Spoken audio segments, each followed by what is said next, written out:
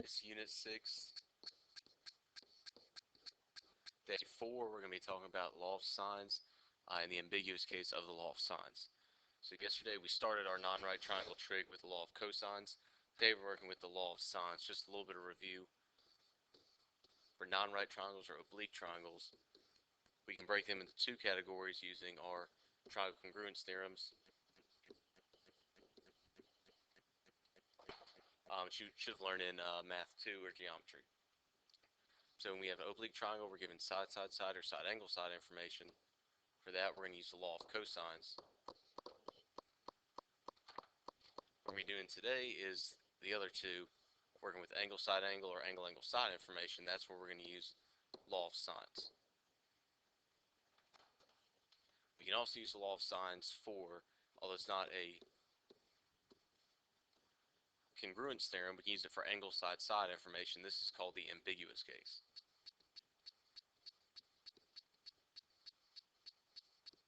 The reason it's called the ambiguous case, it can produce one triangle, two triangles, or no triangles at all. It's not a congruence theorem, but we can still use the law of sines to solve problems when we have that information.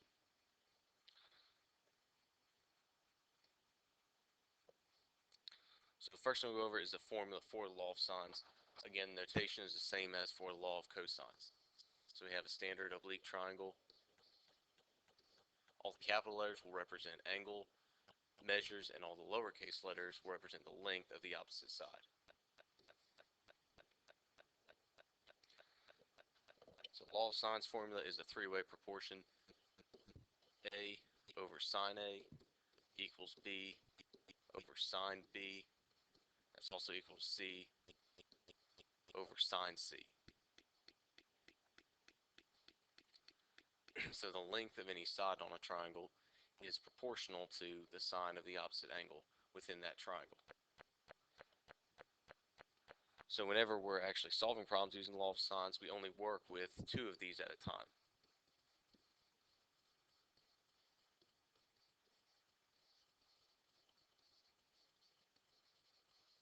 Right? You know, they're all equal, only work with two at a time, one proportion when we're solving these problems using the law of sines.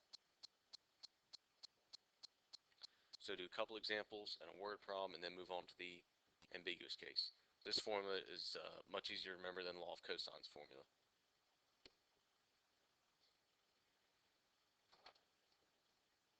So first example, we're going to be solving a triangle given angle, angle, side information. So just like before with the law of cosines, we're going to start by just drawing a standard triangle and labeling all the pieces that we have.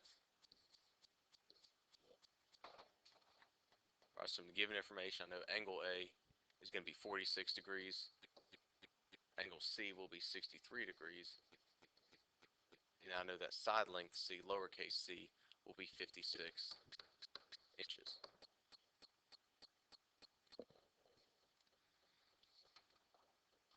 So whenever we have a side angle pair, we have an angle, we have the opposite side, we can always use that. That's what we need to start forming a proportion using the law of sines.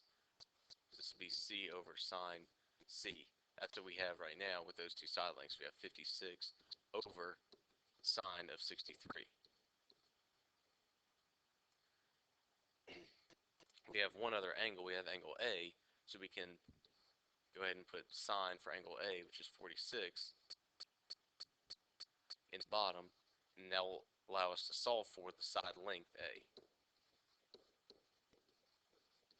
Stay, we're only working with two at a time. We're not using B just yet. We're going to solve for A first, then we'll go back and solve for B. So once we have this proportion set up, it's only one step to solve it. If it helps you think about it as cross multiplying it, that's fine. But shorter just to multiply the entire equation by sine 46. We'll cancel that over here, and we'll have a sine 46 in the top. So our answer will be 56 sine 46 over sine 63. Yeah, when you put this on a calculator, be careful, make sure it's in degree mode. Put this in correctly, you should get about 45.2 That's the length for side A.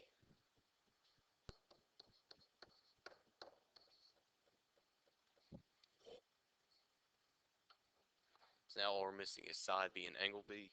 We can find angle B since we already have the other two angles just by using the triangle angle sum formula. All three angles will add up to 180. So 46 and 63. We subtract that from 180. That leaves us with 71 degrees for angle B. Now we can set the same kind of proportion we had before using C and angle C.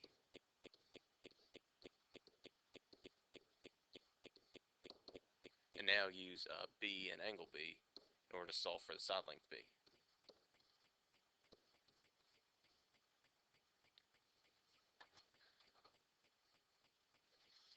So same idea for solving this proportion. We're going to multiply by sine 71 this time. It'll cancel out, bring sine 71 to the other side. Our answer will be 56 sine 71 over sine 63. Alright, put this on our calculator again. Be careful. Put everything correctly, and that's in degree mode. You get about 59.4.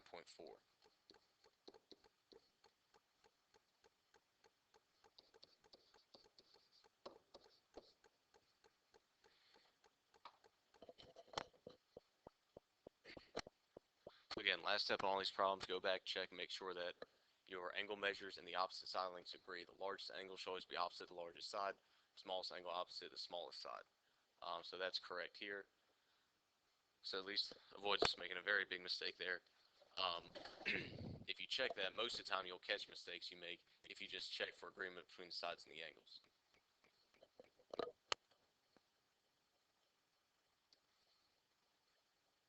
So the next example is going to be when we're given angle side angle information. So again, we start off with our triangle. We draw a standard oblique triangle. And we're going to label all the pieces that were given from the information. So I know angle A is 50 degrees, angle C is 33.5 degrees, and then side B is 76. So unlike the angle-angle side triangle, I don't start off right away with a side angle pair. But since I have the other two angles in the triangle, I can find the third angle just by using the triangle angle sum formula. All three angles will add up to 180, so my missing angle here is going to be 96.5.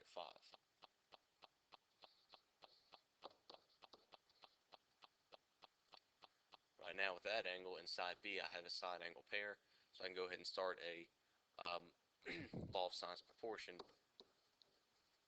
B over sine B, and then you can pick whichever one you solve for first between A and C. So if I want to solve for A first, A over sine A, we can go back second time around and solve for C.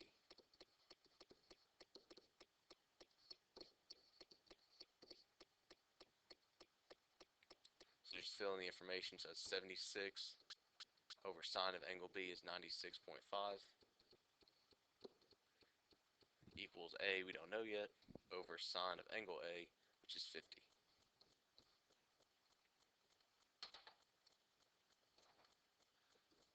We'll solve this equation, multiply by sine 50 on both sides of the equation. A is 76 sine 50 over sine 96.5. So I can put this in on a calculator and we'll get about 58.6.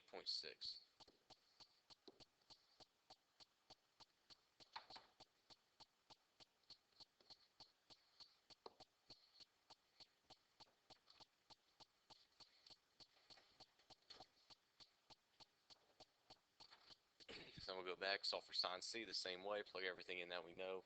B is 76 over sine B, 96.5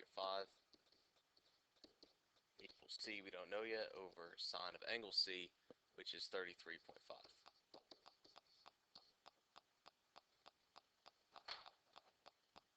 Same idea here, we're going to take the whole equation, multiply it by sine 33.5. So our answer here will have C 76 sine 33.5 over sine 96.5. Alright, so same thing, we'll plug that in and we'll get about 42.2 for side C.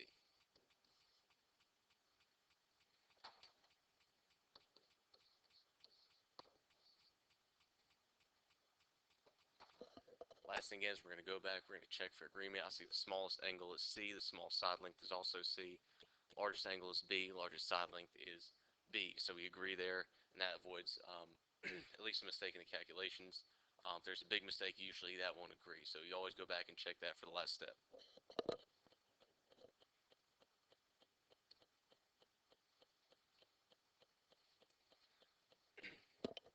Alright, so before we get to the ambiguous case, we're going to do one application problem, one word problem that will involve using the law of sines.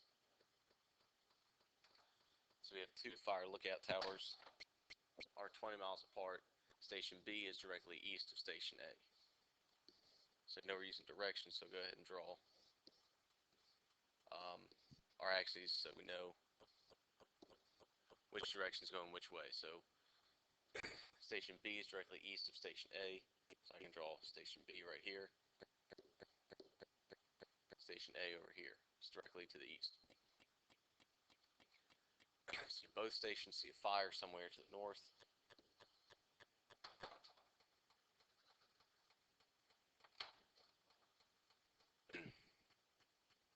So the bearing from Station A is 50 degrees east of north. So I draw a straight line north from Station A. Bearing to the fire will be 50 degrees east of north. From Station B, bearing is 36 degrees west of north. That's this angle right here, 36 degrees west of north. So now we know they're directly east of each other by 20 miles. It's asking us to find how far is Station A from the fire. So we're trying to find this distance right here.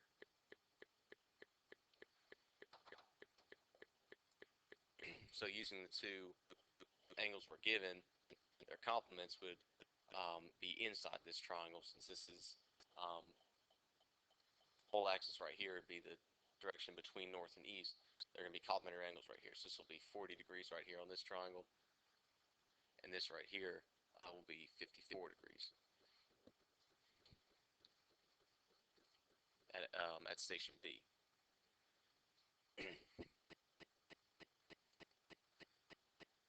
Right, so this is now an angle side angle problem.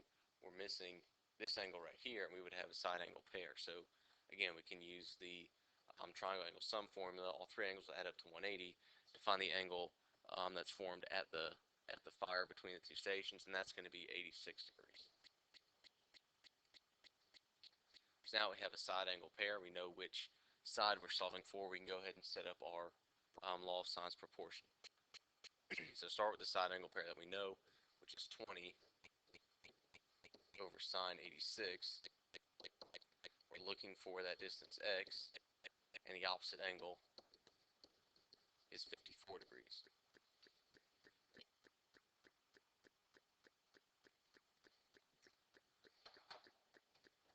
So same idea for solving this one. We take the whole equation, and we're going to multiply it by sine 54. That'll cancel out the sine 54 on this side. It'll bring it to the top over on the other side.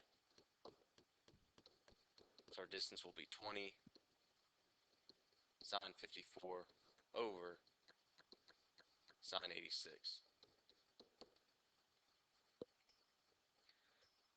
Put this in our calculator, degree mode, make sure being careful and all that stuff, and we'll get about 16.2 miles.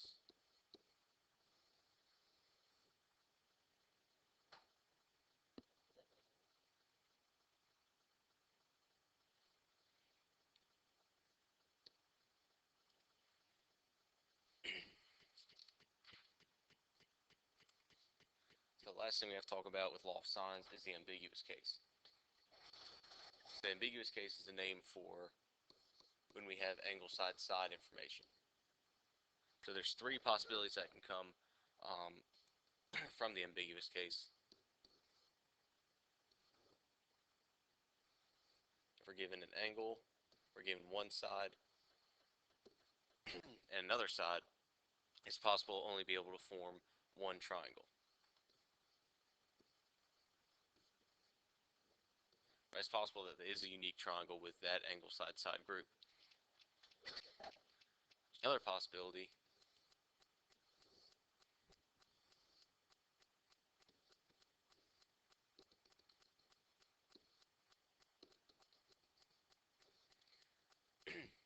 is that we get two different triangles, same with the form angle side group.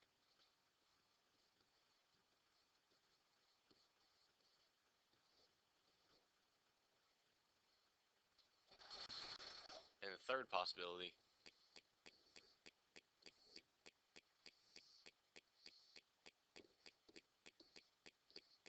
is that we can't form a triangle at all, so there's no triangles formed.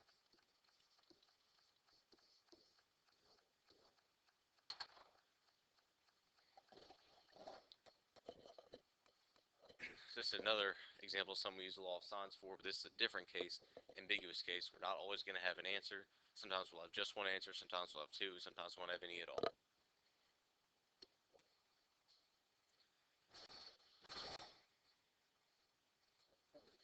So here's the first example. Again, we'll draw a triangle just like we do for our other problems using law of signs. Label the information that we have.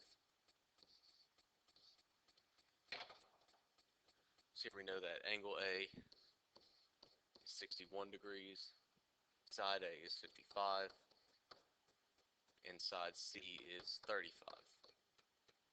So we have angle side,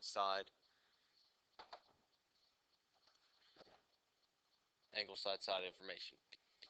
So using that, we can still set up a law of signs proportion. So I can start with my side angle pair, 55 over sine 61,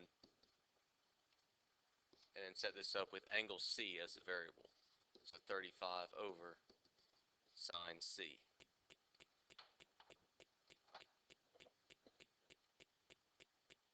Now solve this, cross multiply, and then divide.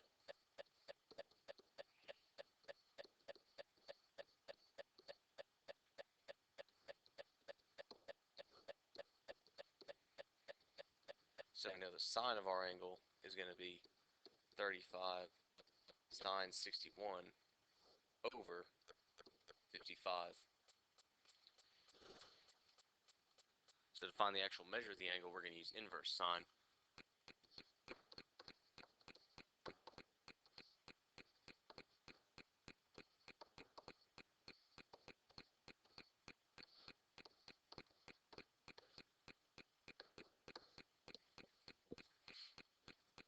Which, if you put this in your calculator, gives you about 34 degrees.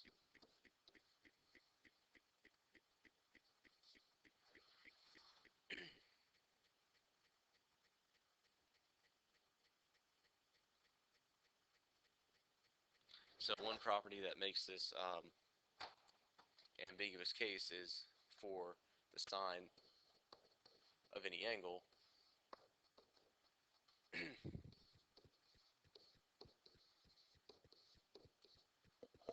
the sine of an angle also has the same sign as 180 minus that angle. So there's actually two solutions for this equation down here. Your calculator only gives you one, but if we take this 34 and subtract from 180, call that C prime, you can check this on our calculator. That'll give you another angle that will have the exact same sign.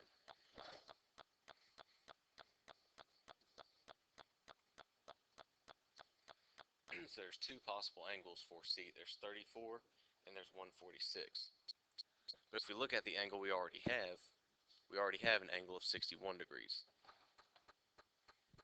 So if we had our angle of 61 degrees and we had an angle of 146,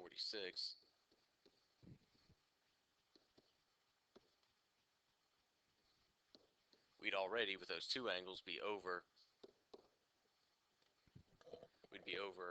our triangle angle sum of 180. So for this one, we're only going to get one triangle. And that triangle is going to have angle C as 34 degrees.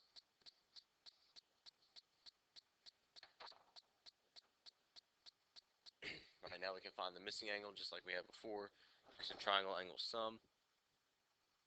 So that missing angle is going to be 85. And then we can set up a law of sines proportion um, using side B and the angle 85 degrees to find our missing side length.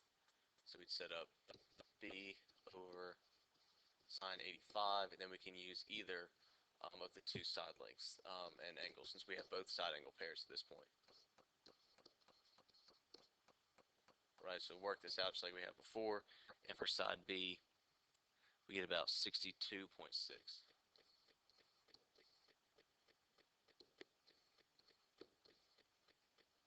And again, last step, we always check the agreement between the largest side, largest angle, and smallest side, smallest angle.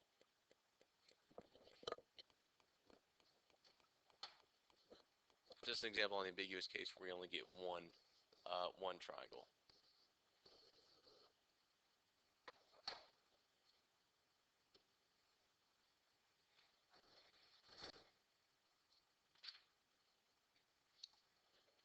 So second one, same idea. We're going to start out by drawing our picture. We're given angle, side information.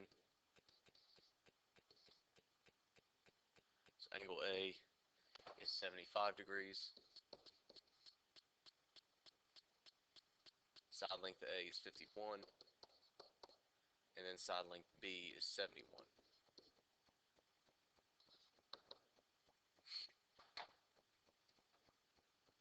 So we have, again, angle, side group. So it's ambiguous case. We can still start by setting up a law of sines proportion using side angle pair. So 51 over sine 75. And we only have one side, so we'll start looking at angle B. 71 over sine B. So we're going to work through this problem the same way. Algebraically, we're going to cross multiply here. 71 sine 75 is 51 sine B, and we'll divide 51.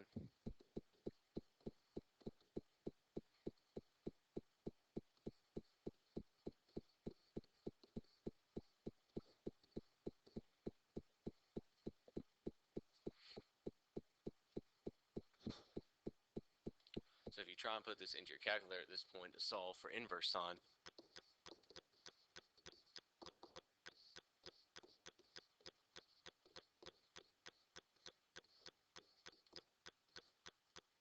you'll get an error.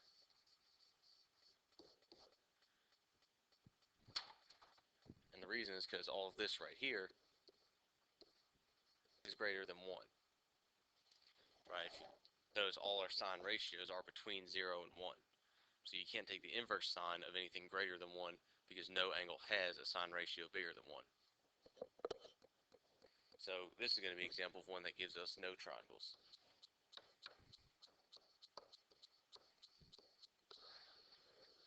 Right, this one has no solution. We can't form a triangle with this angle side pair.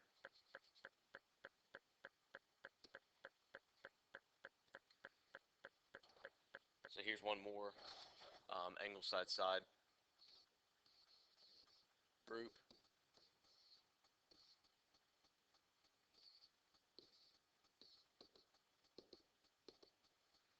Again, we'll start every time, draw a triangle, and label all the pieces that we have. So 40 degrees for angle A, 54 for side A, and 62 for side C. So anytime we're working with law of sines, we always look to identify a side angle pair. So I have side A and I have angle A, so that starts off my proportion. 54 over sine 40. Now we have side C, so we're also going to look now to find angle C. So we'll put side C 62 over sine of angle C. Right, the algebra is still the same, working through to solve.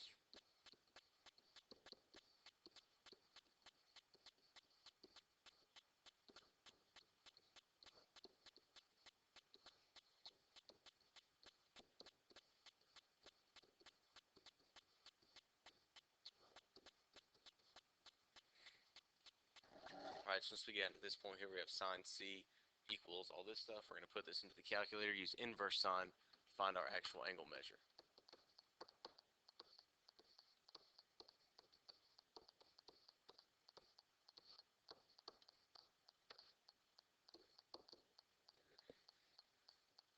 If we work this out on the calculator, what it gives us as an angle for C um, is it gives us 48 degrees.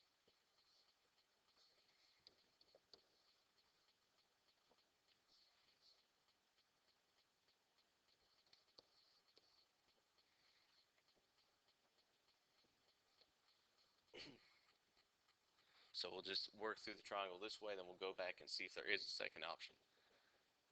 So if this is 48 degrees, then this angle B up here we can find by using the triangle angle sum will be 92 degrees. Right, and then we set up our law of sines proportion, B over sine 92 equals, and we can use either side angle pair there. Use a 54 over sine 40, and then work that through solve. And for B, for the length for side B, you get about 84.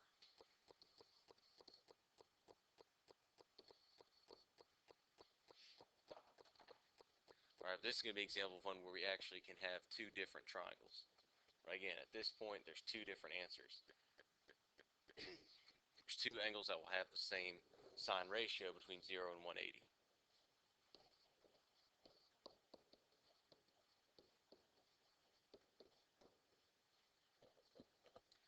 So go back, 180 minus 48 would be 132.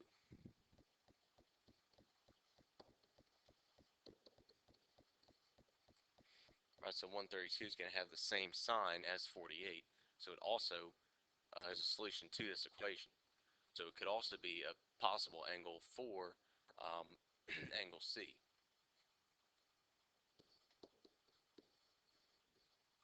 Right, so we'll just write over what we have here for our second option. This could be 132 degrees. Right, if this is 132 and this is 40, that would make this angle up here 8 degrees, and then we have to work back and solve another law of sines proportion to find the length for side B. So obviously, with a much smaller angle, we should expect it's going to be a much smaller side. So B over sine 8 equals, and again, we can use either side, um, angle pair, 54 over sine 40. Right, so work that out the same way we've been doing. And for the second option, I have B is about 11.7.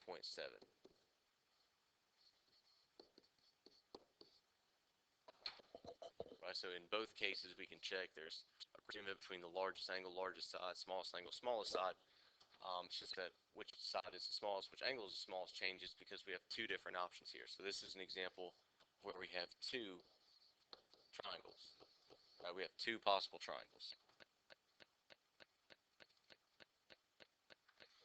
So that's it for the notes for day 4. Again, if you're looking for a better video or some more help with this, you can search YouTube for law of sines. And for the last 3 problems we did, look for ambiguous case.